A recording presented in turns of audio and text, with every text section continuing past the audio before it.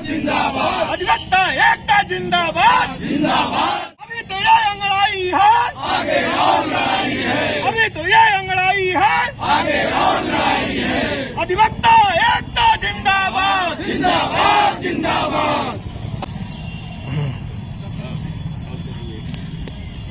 आज ये आप लोगों ने हड़ताल किस लिए किया है? आज माननीय उच्च न्यायालय इलाहाबाद में समस्त अधिवक्ता न्यायिक कार्य से विरत हैं। हम लोगों के दो मुद्दे हैं। हाई कोर्ट में आधे से कम संख्या जजों की रह गई है, जिसके कारण वादकारी और अधिवक्ता परेशान हैं। समस्या हमारी है कि अधिवक्ता संशोधन बिल 2025 प्रस्तुत किया गया है, जिसमें अधिवक्ताओं के जो अधिकार हैं उसे खत्म करने का प्रयास किया गया है। हमारे फ्रीडम ऑफ स्पीच पर जोरदार कुठाराघात किया गया है। जो संशोधन अधिनियम पेश किया गया है उसकी धारा 4 में केंद्र सरकार 3 सदस्य नामित करने का प्रस्ताव रखी है। अभी तक केंद्र सरकार के 2 व्यक्ति ऑलरेडी थे, सॉलिसिटर जनरल और अटॉर्नी जनरल।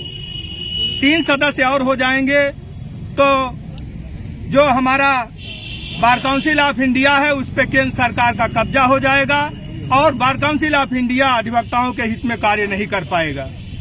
धारा 35A में ये प्रोविजन दिया गया है कि हम न्यायिक कार्य से विरत या बहिष्कार नहीं कर सकते हैं, जजों का बाइकाट नहीं कर सकते हैं। इसको पूर्णतः बैन लगा दिया गया है। अधिवक्ता कभी भी हड़ताल नहीं चाहता है, क्योंकि कुछ ऐसे मुद्दे होते हैं, कुछ ऐसी परेशानियां होती हैं जिसके कारण अधिवक्ता न्यायिक कार्य से विरत होता है। कभी कभी हम अपने घर में गुस्सा होते हैं तो खाना नहीं खाते हैं। ये मात्र एक विरोध प्रदर्शन होता है।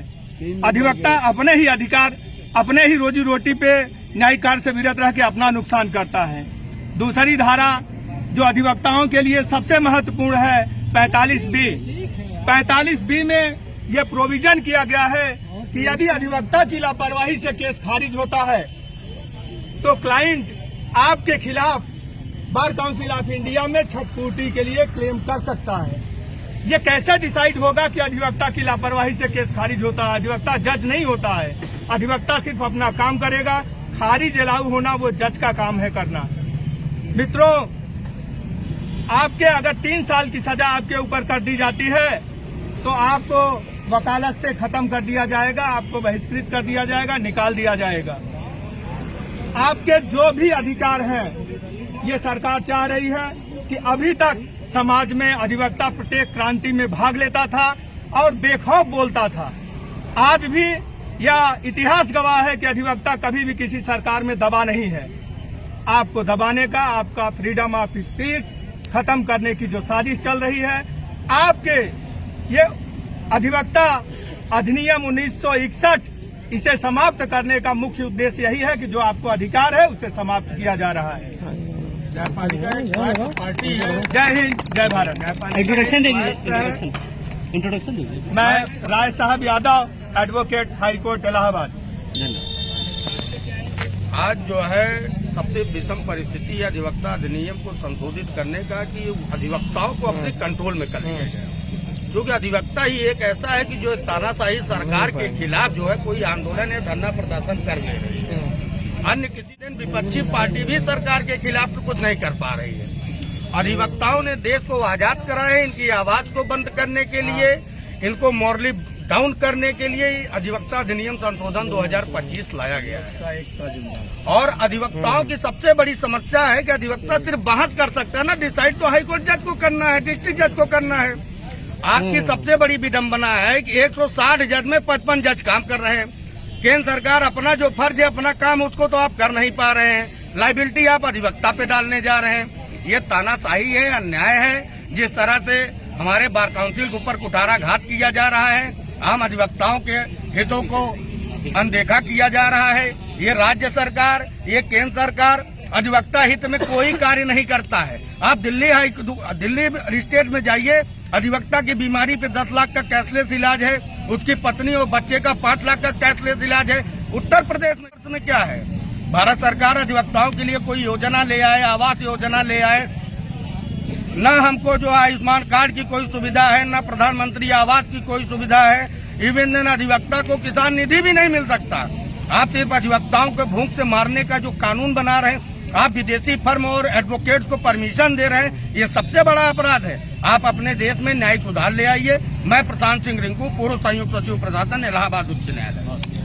मित्रों, एक बात और आपको बताना चाहता हूं कि आज अधिवक्ता साथी प्रत्येक चौराहे पे उनके साथ दुर्व्यवहार किया जा रहा है और बहुत दिनों से अधिवक्ता की लड़ाई चल रही है कि अधिवक्ता प्रोटेक्शन एक्ट लागू किया जाए। जब आज संशोधन प्रस्ताव बिल आया, जब संशोधन बिल आया तो हमें लगा कि कोई ऐसा सेक्शन इसमें जोड़ा गया होगा जिसमें अधिवक्ता की सुरक्षा से संबंधित कुछ होगा, लेकिन इतने संघर्ष के बावजूद भी अधिवक्ताओं के सुरक्षा से संबंधित एक भी सेक्शन, एक भी शब्द नहीं आया है इस संशोधन बिल में। और आपसे मैं अपील कर रहा हूं कि प्रत्येक अधिवक्ता साथी इस संशोधन बिल पर आपत्ति दाखिल करे। 28 तारीख तक आपत्ति फाइल करने का समय दिया गया है। आप लोगों के जरिए इतनी आपत्ति पड़नी चाहिए कि ये संशोधन बिल अपने आप निरस्त हो जाए। तो हमारी लड़ाई मात्र इस गेट तक न होके हमें अपनी आपत्ति प्रत्येक सेक्शन पे देनी चाहिए। हम आपत्ति तैयार कर रहे हैं, प्रत्येक भाई को पीडीएफ भेज दिया जाएगा। अपना नाम लिख के इतनी आपत्ति दाखिल करिए कि ये संशोधन बिल अपने आप।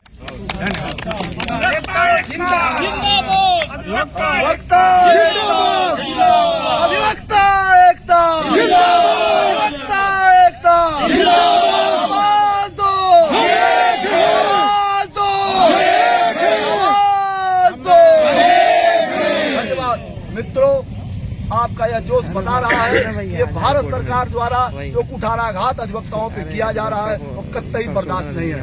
मित्रों, जिस तरह से जो अधिवक्ता निर्भीक और निडर होता है उस पे अंकुश लगाने का काम भारत सरकार और उत्तर प्रदेश सरकार कर रही है, ये कहीं से जो हम लोग को स्वीकार्य नहीं है।